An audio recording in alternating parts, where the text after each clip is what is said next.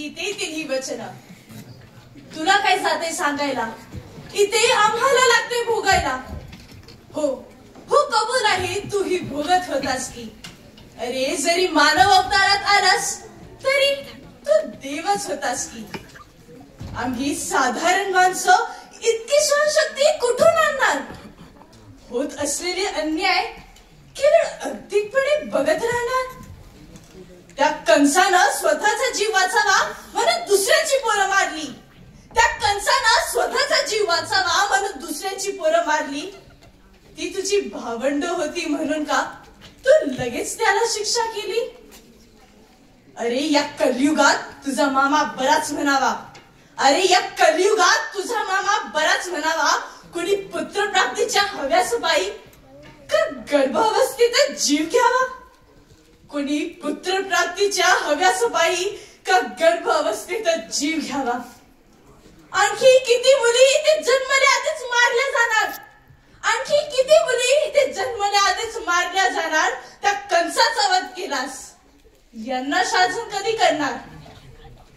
आणि काय रे, एका द्रौपदीला वस्त्र पुरवून स्वतःला देव म्हणवतोस.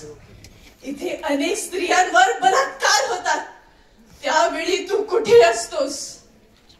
अत्याचारी दुर्योधन दुःशासन आज ताटमानाने मुकाट फिरतायत. अन्याय झालेल्या स्त्रीला मात्र सामाजिक घाव झेलायला लागतायत.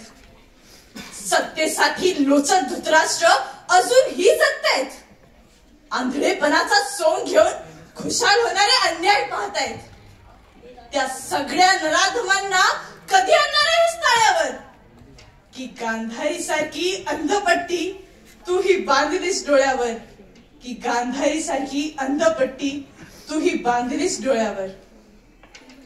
अर्जुन तुझा लाडका म्हणून का त्याच्या सोबत कायम राहिलास. आणि आम्हाला मात्र भगवद्गीता ठेवून गेलास. प्रवचनाचं पाहतोस ना कसं होऊन बसलंय व्यवहारीकरण.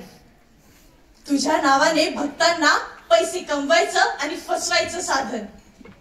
आता मूर्तिरूप पुरे झाले.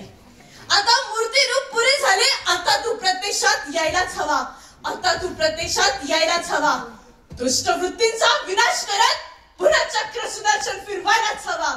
दुष्ट वृत्तींचा विनाश करत परत चक्र सुदर्शन फिरवायलाच हवा. माणुसकी संपत चाललीये कृष्णा. माणुसकी संपत चाललीये कृष्णा. आता तरी ये. आता तरी परत ये. कलियुगाचा उद्धार कर. पुन्हा एकदा अवतार घे. पुन्हा एकदा अवतार घे. धन्यवाद.